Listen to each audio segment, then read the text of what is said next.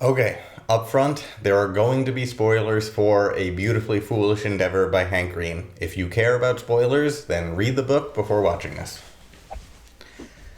So close to 2 years ago, I made a video about the first novel, An Absolutely Remarkable Thing, and I asked, why didn't you make the Carls entirely neutral?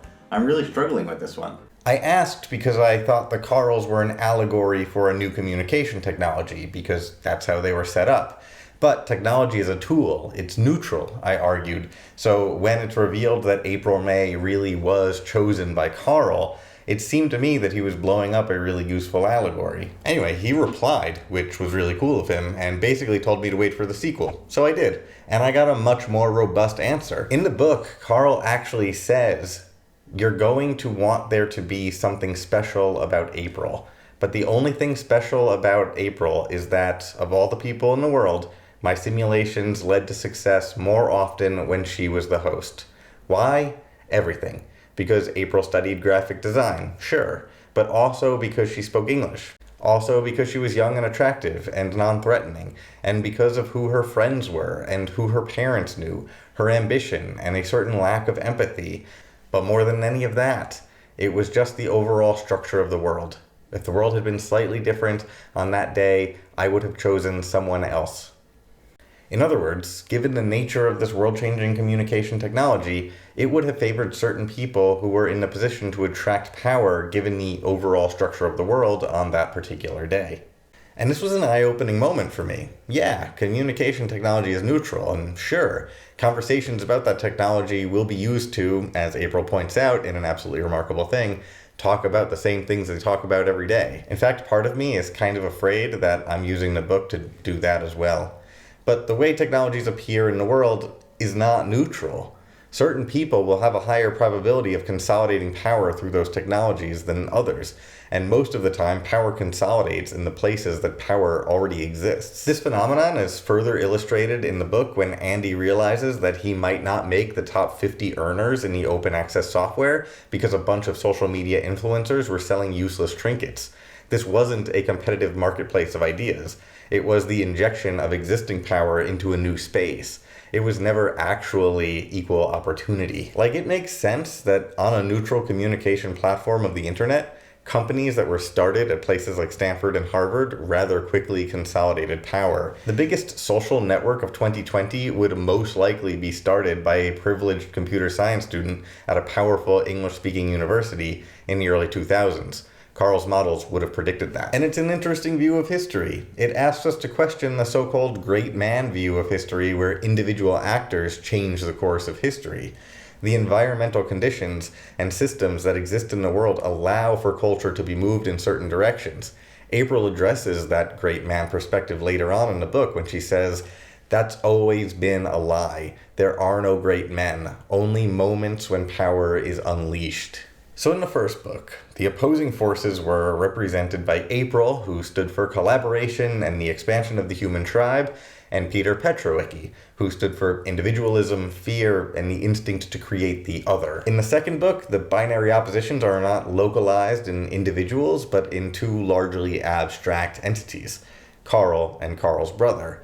It's not easy to summarize their positions, but if I were to try, Carl's goal is to preserve ideas, but that's dangerous because ideas have the potential to destroy all life. And Carl's brother, who is called in when this destruction seems probable, his goal seems to be to preserve life, even if it is a life without ideas, to turn humanity into a kind of zoo. So Carl wants to preserve life with ideas, Carl's brother wants to preserve life, full stop. And if ideas get in the way of that, ideas can be sacrificed. And this idea, it reminded me of the Christian concept of felix culpa, or a fortunate fall, popularized by people like Thomas Aquinas and John Milton. Essentially, God made humans and put them in Eden, where everything is perfect, and they loved God. But that love was uninspiring, because if everything is awesome, and you don't have the knowledge of sin or hate, then choosing love is meaningless. But after they eat from the tree of the knowledge of good and evil, then they have the knowledge of sin. And so if they choose love in a world filled with pain, and if they choose God when they have the ability to do otherwise, then that's a much higher virtue than they were capable of before the fall. Thus, it is a fortunate fall from paradise. Similarly, it seems like Carl's brother is trying to force a pre-fall state. Under his control, society would be stable, but it would be deeply uninteresting, because power would be consolidated in the hands of a few, possibly only one, unelected arbiter of the human story, Altus. And no government, no regulations, oversight, or even the sense of ethical restraint would limit this one story.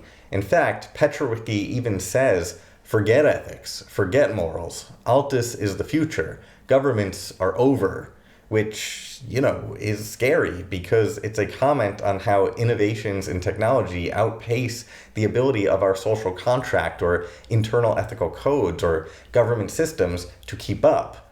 Altus would become the godhead, and humans would run around in their little Edens. Because an isolated community with individuals who share similar experiences and opinions would be comfortable. From that perspective, isolation and suspicion of communities who seem different than us is easier.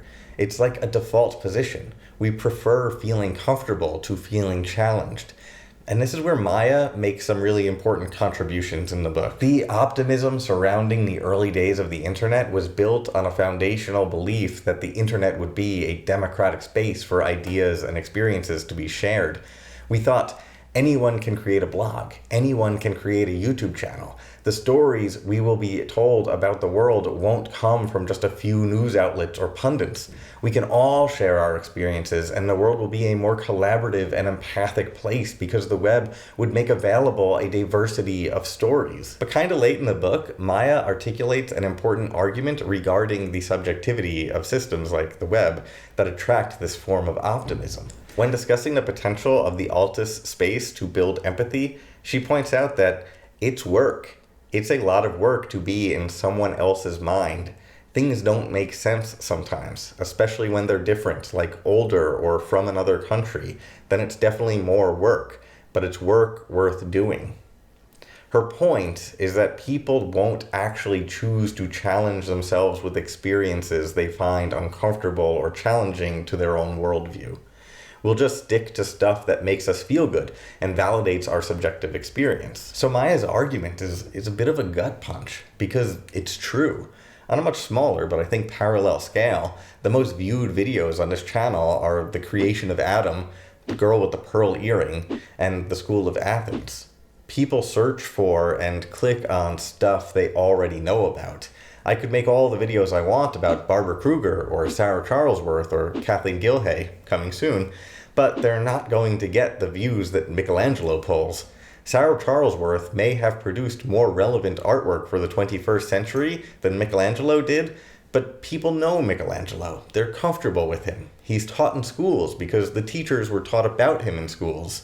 Power and eyeballs consolidate in the places where they have traditionally consolidated. We think that access to the voices of people outside of our bubble will make the world more connected and more empathic, but first, we will most likely not seek out those voices or pursue those experiences that take us out of our comfort zone. And second, even if we do, our brains may only see our original thoughts and prejudices reflected back at us. So much of the conversation surrounding technology and education revolves around new and distributed ways to deliver content and feedback.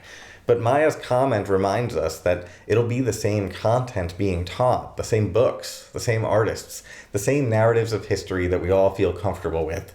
Engaging with something from a different culture is, as Maya says, definitely more work, but it's work worth doing. And that inspires me to change the way that I engage in that conversation about technology in education. We should be teaching our students to use YouTube to challenge their existing worldview, or to seek out and lift voices from outside of our usual bubbles. Use it to normalize changing our minds and help students build the tools to exist and grow within ambiguous, complex, or challenging situations. I'll try to be better about that, because ultimately it's the diversity of stories and the diversity of ideas that allows us to flex that empathic muscle that we all have. It's unimpressive and uninteresting to only extend empathy to those who agree with you or share your experiences. It's the same as loving God when you're Adam and Eve in paradise. In the end, the protagonists are able to put the technology back in the box, and Miranda starts over and slower, at a pace that will allow for oversight of the technology. It won't just be one person or even a small group of people making decisions for everyone else. The hope is that this will keep us from fully becoming citizens or subjects of corporate entities controlled by unelected CEOs, but also that it will allow time for our individual cultural norms and taboos to regulate and improve our behavior in these new spaces that we essentially live in. What the protagonists fight to preserve in this novel is our right to the diversity of ideas, the diversity of cultures, the diversity of artists that you can research on the internet. They fight for our ability to stay fallen and to pursue ideas and our ability to choose to fall in love with the differences in our perspectives.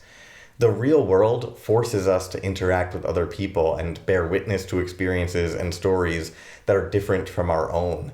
It forces cross-pollination and collaboration, and that's what they fight to maintain. Overall, I love this book. I thought it was better than the first one, and I've already had a lot of really meaningful conversations about the ideas contained within it.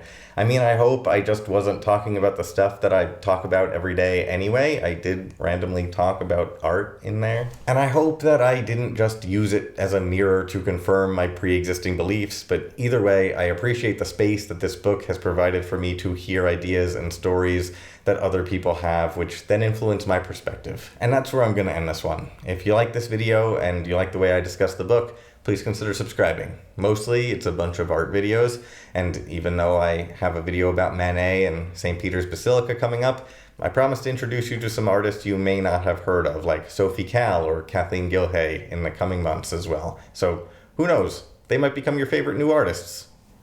Thank you for watching.